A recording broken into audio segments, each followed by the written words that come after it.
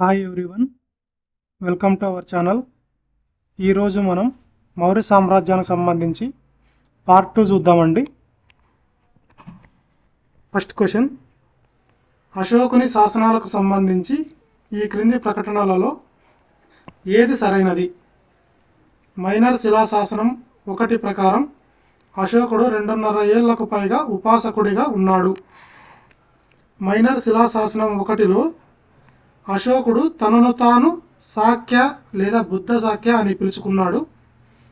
అశోకుడి పేరు అశోక అని స్పష్టంగా కనిపించిన మొదటి శాసనం మస్కీ శాసనం. ఆన్సర్ చేయండి ఫ్రెండ్స్. ఆన్సర్ ఇస్ డి అండి. 3 స్టేట్మెంట్స్ ఆర్ కరెక్ట్. మైనర్ శిలాశాసనం 1 ప్రకారం అశోకుడు 2.5 ఏళ్లకు పైగా ఉపాసకుడిగా ఉన్నాడంట. మైనర్ శిలాశాసనం 1లో అశోకుడు తనను తాను శాక్య లేదా బుద్ధ శాక్య అని పిలుచుకున్నాడు. అశోకుడి పేరు అశోక అని స్పష్టంగా కనిపించిన మొదటి శాసనం ఏది అంటే మస్కీ శాసనం. అశోకుడు తాను 2.5 ఏళ్లకు పైగా ఉపాసకుడిగా బౌద్ధ మతాన్ని అనుసరించే సామాన్యుడు ఉన్నానని పేర్కొన్నాడు. ఇదే మైనర్ శిలాశాసనం 1లో తనను తాను శాక్య బుద్ధ శాక్య అని పిలుచుకున్నాడు. కర్ణాటకలోని మస్కీ శాసనంలోనే అశోకుడి పేరు మొదటిగా అశోక అని స్పష్టంగా బయటపడింది. క్వశ్చన్ అండి, మహింద అండ్ సంఘమిత్ర, రక్షిత, మహదేవ, మజ్జీమ ప్రాంతాలు మైసూర్, మాహిష్ మండల, శ్రీలంక, తామ్రపార్ని, హిమాలయన్ ప్రాంతం, వనవాసి. ఆప్షన్ ఏ కరెక్ట్ అండి. 1B, 2D, 3A, 4C. Mahindra Sanghamitra Tamraparni శ్రీలంకకి వెళ్ళారంట. రక్షిత వనవాసికి వెళ్ళారంట ఉత్తర కెనరా. మహదేవ మహిషమండల మైసూర్కి వెళ్ళారంట. మజ్జీమ హిమవంత హిమాలయ ప్రాంతానికి వెళ్ళారంట. మహేంద్ర సంఘమిత్ర తామ్రపర్ణికి వెళ్ళింటే, రక్షిత వనవాసికి వెళ్ళింటే, మహదేవ మహిషమండల మైసూర్ ప్రాంతానికి వెళ్ళారంట. మజ్జిమ హిమవంత హిమాలయ ప్రాంతానికి వెళ్ళారంట. నెక్స్ట్ క్వశ్చన్, అశోకుడి జీవితంలోని సంఘటనలను సరైన కాలక్రమానుసారంగా అమర్చండి. దమ్మ మహామాతృల నియామకం, కళింగ యుద్ధం, లుంబిని సందర్శన, దమ్మలిపి చెక్కించడం ప్రారంభం. ఆప్షన్ ఏ కరెక్ట్ అండి. 2, 4, 1, 3.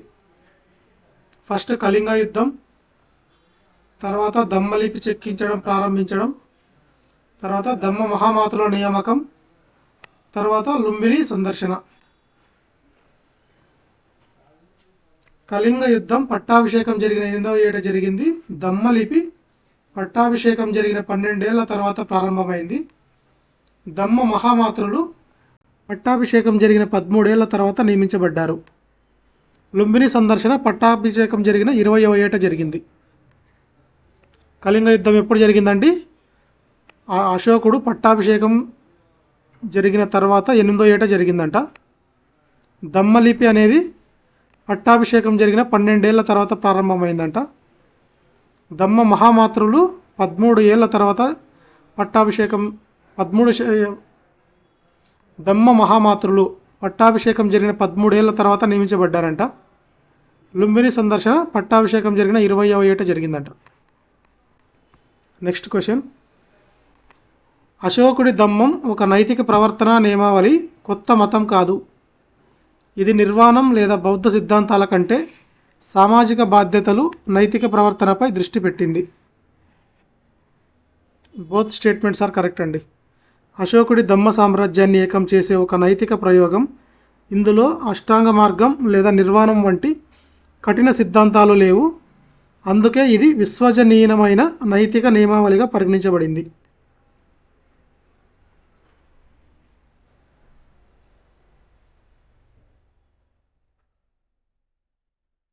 నెక్స్ట్ క్వశ్చన్, మౌర్య స్తూప వాస్తుశిల్పంలో ఏ భాగాన్ని దేవతలకు నిలయంగా మరియు అత్యంత పవిత్రమైనదిగా భావిస్తారు? అండం, మేది, హార్మిక, వేదిక. హార్మిక ఈజ్ కరెక్ట్ ఆన్సర్ అండి. మౌర్య శిల్పంలో దేవతలకు నిలయంగా మరియు అత్యంత పవిత్రమైనదిగా భావించేది హార్మిక. హార్మిక స్తూపము పైన ఉండే చతురస్రాకారపు నిర్మాణం. ఇక్కడే బుద్ధుని ఆత్మ ఉంటుందని, ఇది దేవతలకు నిలయమని నమ్ముతారు. అండం ప్రధాన అర్ధగోళాకారపు గుమ్మటం. వేదిక స్తూపం చుట్టూ రక్షణ కోసం నిర్మించిన కంచె. వేదిక అనేది స్తూపం చుట్టూ రక్షణ కోసం నిర్మించిన కంచె. అండం అనేది ప్రధాన అర్ధగోళాకారపు గుమ్మటం. Next question. అశోక స్తంభాలపై ఉన్న జంతు చిహ్నాలను బుద్ధుని జీవితంలోని వాటి అంతరార్థంతో జతపరచండి. జంతువులు అంతరార్థాలు. జంతువులు ఏనుగు, ఎద్దు, గుర్రం, సింహం. అంతరార్థం మహావినిష్క్రమణం, జననం లేదా మాయాదేవి కళ, అధికారం లేదా శాక్యసింహ, బుద్ధుడు జన్మించిన నక్షత్రం. ఆన్సర్ చేయండి ఫ్రెండ్స్.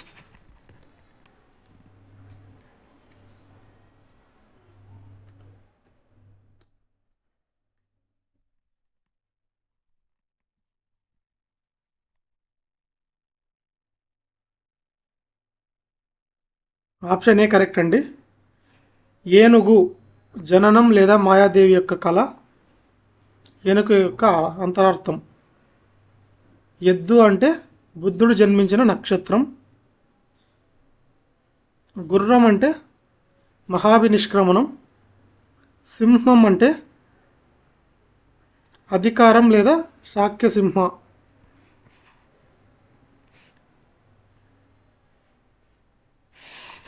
అశోక స్తంభాలపై ఉన్న జంతువులకు బౌద్ధ మతంలో లోతైన అర్థం ఉంది. ఏనుగు అనేది బుద్ధుని జననానికి మాయాదేవి కళలో తెల్ల ఏనుగు ప్రవేశించడం సంకేతం. నెక్స్ట్ ఎద్దు అనేది బుద్ధుడు జన్మించిన నక్షత్రం, రిషభ లేదా వృషభం లేదా పునరుత్పత్తికి సంకేతంగా భావిస్తారు. నెక్స్ట్ గుర్రం, ఇది సిద్ధార్థుడు సత్యాన్వేషణ కోసం గృహత్యాగం, మహావినిష్క్రమణం చేసిన దానికి సంకేతం. సింహం, బుద్ధుడిని శాక్యసింహ అని పిలుస్తారు కాబట్టి ఇది బుద్ధుడికి మరియు అధికారానికి సంకేతం. Next question. మౌర్య గుహలు మరియు ప్రజాకళలకు సంబంధించి సరికాని ప్రకటనను గుర్తించండి. అశోకుడు బరాబర్ కొండలలోని గుహలను అజీవక సన్యాసులకు దానం చేశాడు. లోమాస్ ఋషి గుహ ముఖద్వారం చెక్క నిర్మాణపు శైలిని అనుకరిస్తూ ఒక తోరణం ఆకారంలో చెక్కబడింది. దశరథ మౌర్యుడు నాగార్జున కొండలలోని గుహలను అజీవికుల కోసం నిర్మించాడు. దీదరగంజ్ యక్షిని విగ్రహం ఖచ్చితంగా క్రీస్తుపూర్వం 3వ శతాబ్దానికి చెందినదని చరిత్రులందరూ ధృవీకరించారు. ఆప్షన్ డి కరెక్ట్ అండి. ఇక్కడ క్వశ్చన్లో సరికానిది అడిగారు, సరికానిది ఈజ్ ఆప్షన్ డి. సరైనవైతే మౌర్య ప్రజలకు మరియు ప్రజాకళకు సంబంధించి అశోకుడు అనేవాడు బరాబర్ కొండల్లోని గుహలను అజీవిక సన్యాసులకు దానం చేశాడంట. వేటిని? బరాబర్ కొండలని. ఎవరికి? అజీవిక సన్యాసులకి. ఎవరు? అశోకుడు దానం చేశాడు. లోమాస్ ఋషి గుహ ముఖద్వారం చెక్క నిర్మాణపు శైలిని అనుకరిస్తూ ఒక తోరణం ఆకారంలో చెక్కబడిందంట. ఏది? లోమాస్ ఋషి గుహ. నెక్స్ట్, దశరథ మౌర్యుడు నాగార్జున కొండలలోని గుహలను అజీవికుల కోసం నిర్మించాడంట. దశరథ మౌర్యుడు నాగార్జున కొండలలోని గుహలను అజీవికుల కోసం నిర్మించాడు. దీదరగంజ్ యక్షిని విగ్రహం మౌర్య మెరుపును కలిగి ఉన్నప్పటికీ ఇది తర్వాత కాలానికి చెందినది కావచ్చని కొందరు చరిత్రకారులు భావిస్తారు. అశోకుడు బరాబర్ గుహలను, దశరథుడు నాగార్జున గుహలను అజీవికులకు దానం చేశారు. లోమాస్ ఋషి గుహ ముఖద్వారం చెక్క నిర్మాణ శైలిని అనుకరిస్తుంది. Next question. అశోకుడి విధానాలకు వ్యతిరేకంగా జరిగిన బ్రాహ్మణ విప్లవం వల్లనే మౌర్య సామ్రాజ్యం పతనమైంది అని వాదించిన చరిత్రకారుడు ఎవరు? అశోకుడి విధానాలకు వ్యతిరేకంగా జరిగిన బ్రాహ్మణ విప్లవం వల్లనే మౌర్య సామ్రాజ్యం పతనమైందని వాదించిన చరిత్రకారుడు ఎవరు? హరప్రసాద్ శాస్త్రి అండి. అశోకుడి బౌద్ధ అనుకూల విధానాలు బ్రాహ్మణులకు ఆగ్రహం కలిగించాయని, దాని ఫలితమే మౌర్య సేనాని పుష్యమిత్ర శుంగుడు తిరుగుబాటు చేశాడని ఈయన వాదించారు. ఎవరు? హరప్రసాద్ శాస్త్రి. పుష్యమిత్ర శుంగుడు చివరి రాజును చంపాడు, కానీ ఈ సిద్ధాంతాన్ని ప్రతిపాదించింది మాత్రం హరప్రసాద్ శాస్త్రి. నెక్స్ట్ క్వశ్చన్, ఈ క్రింది వాటిలో ఏ జంట సరిగ్గా జతపరచబడలేదు? అంటే ఇన్కరెక్ట్ ఆన్సర్ అడిగారండి. రమ్మిందే శాసనం లుంబిని, విభజన నిరోధ శాసనం సార్నాథ్, 13వ శిలాశాసనం కళింగా యుద్ధం, నిగాలి సాగర్ శాసనం Sanchi. Option D is wrong అండి. ఇక్కడ సరికానిది అడిగారు, రిమైనింగ్ అన్ని కరెక్ట్. రమ్మిందే శాసనం నేపాల్, విభజన నిరోధ శాసనం సార్నాథ్, 13వ శిలాశాసనం కళింగా యుద్ధం. నిగాలి సాగర్ స్తంభం అనేది నేపాల్లోని కపిలవస్తు సమీపంలో ఉందంట. నేపాల్లోని కపిలవస్తు సమీపంలో ఉందంట. ఏది? నిగాలి సాగర్ స్తంభం. సాంచి అనేది ఇక్కడ విభజన నిరోధ శాసనం లభించింది. నెక్స్ట్ క్వశ్చన్, తిష్య నక్షత్రం ఉన్న రోజుల్లో అశోకుడు తన శాసనాలను ప్రజలకు ఎందుకు చదివి వినిపించమని ఆదేశించాడు? తిష్య నక్షత్రం ఉన్న రోజుల్లో అశోకుడు తన శాసనాలను ప్రజలకు ఎందుకు చదివి వినిపించమని ఆదేశించాడు? తన పట్టాభిషేక వార్షికోత్సవాన్ని జరుపుకోవడానికి సాధారణ ప్రజలలో అక్షరాస్యత తక్కువగా ఉన్నందున తన సందేశం అందరికీ చేరాలని ఆయన భావించాడు. బౌద్ధ సంఘం యొక్క డిమాండ్లను సంతృప్తిపరచడానికి, అటవీ తెగలను బయటపెట్టడానికి. ఆప్షన్ బి కరెక్ట్ అండి. తిష్య నక్షత్రం ఉన్న రోజుల్లో అశోకుడు తన శాసనాలను ప్రజలకు ఎందుకు చదివి వినిపించమని ఆదేశించాడు అంటే, సాధారణ ప్రజలలో అక్షరాస్యత తక్కువ ఉన్నందువల్ల తన సందేశం అందరికీ చేరాలనే ఉద్దేశంతో ఆయన ఈ తిష్య నక్షత్రం ఉన్న రోజుల్లో అశోకుడు తన శాసనాలను అందరికీ చదివి వినిపించమని ఆదేశించాడంట. ఆ కాలంలో అక్షరాస్యత తక్కువగా ఉన్నందున శాసనాలను కేవలం చెక్కించడమే కాకుండా పున్నమి రోజులలో మరియు తిష్య నక్షత్రం ఉన్న రోజుల్లో ప్రజలకు చదివి వినిపించేవారు. దీనివల్ల అక్షర జ్ఞానం లేని వారికి కూడా ధమ్మ సందేహం చేరేది. నెక్స్ట్ క్వశ్చన్, మౌర్య రాజదర్బారు కళకు సంబంధించి ఈ క్రింది ప్రకటనలలో ఏవి సరైనవి?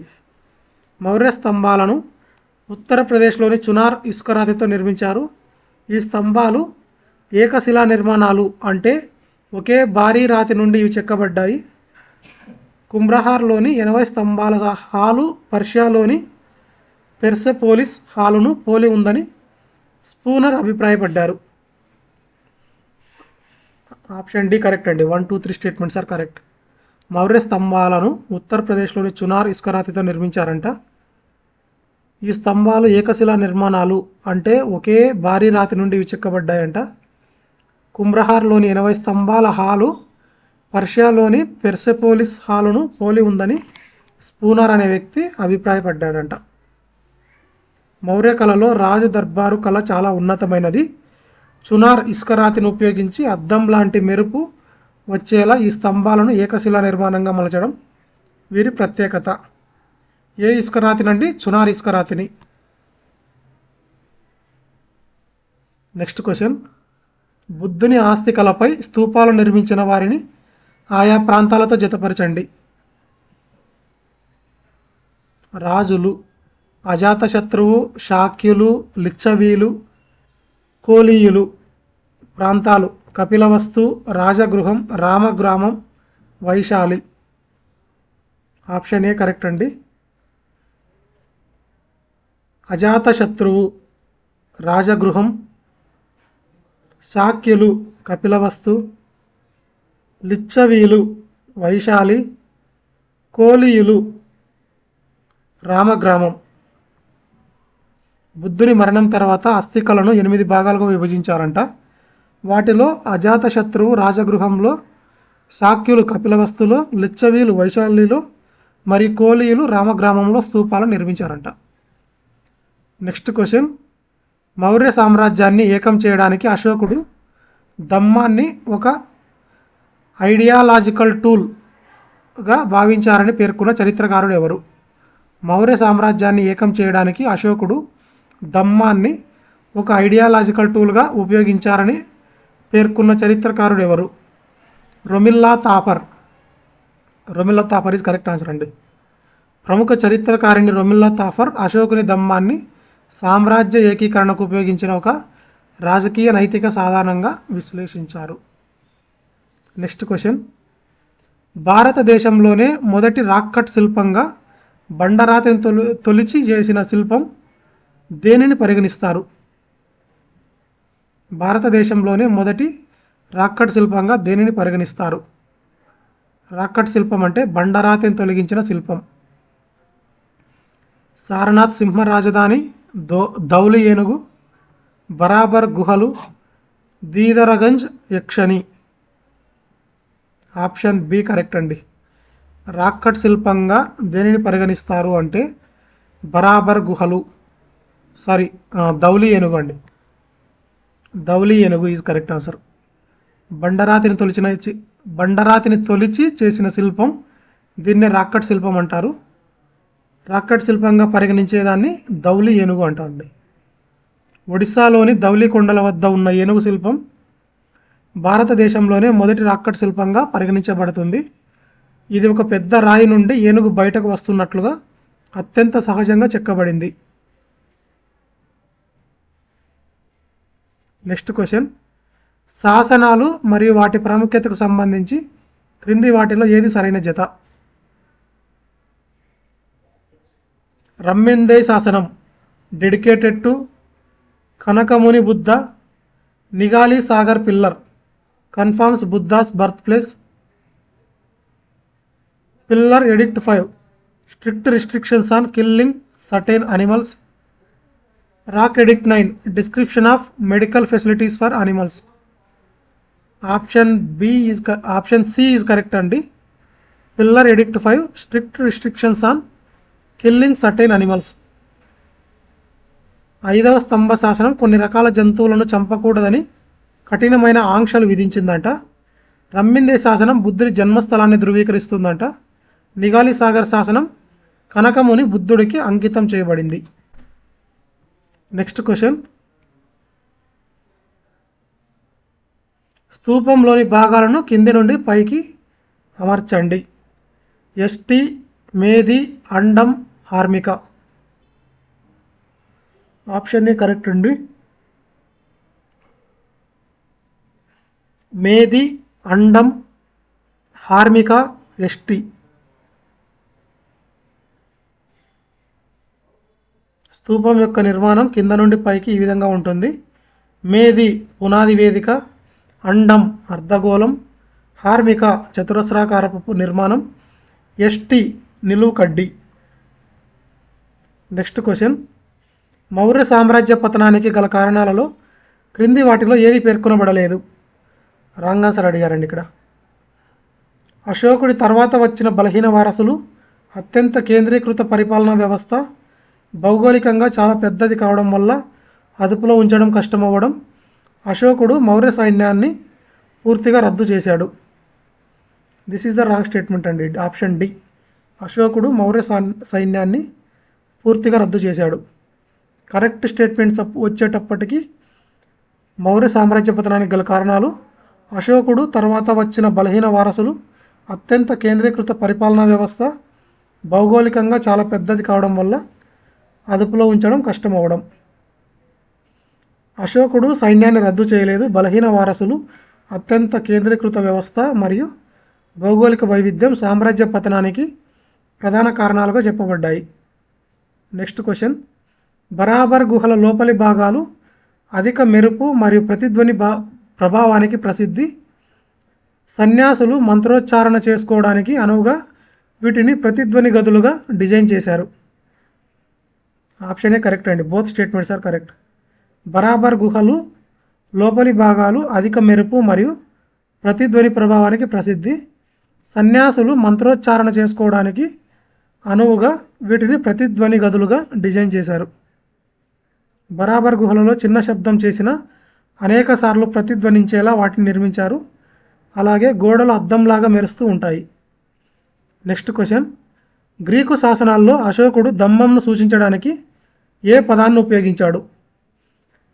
క్షిత్, దాత, యుసేబియా, ధర్మ. గ్రీకు శాసనాల్లో అశోకుడు ధమ్మంను సూచించడానికి ఏ పదాన్ని ఉపయోగించాడు అంటే యుసేబియా అండి. అశోకుడు గ్రీకు భాషలో ధమ్మాన్ని యుసేబియా అంటే భక్తి అని పేర్కొన్నాడు. చిత్ లేదా దాత అనేవి అరమిక్ భాషలో ఉపయోగించిన పదాలు. నెక్స్ట్ క్వశ్చన్, ప్రజా కళారూపాలకు సంబంధించి ఏ జత సరైనది?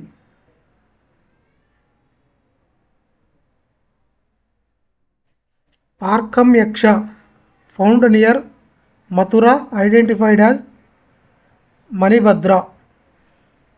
లోహనీపూర్ sculpture represents a Jain Tirthankara.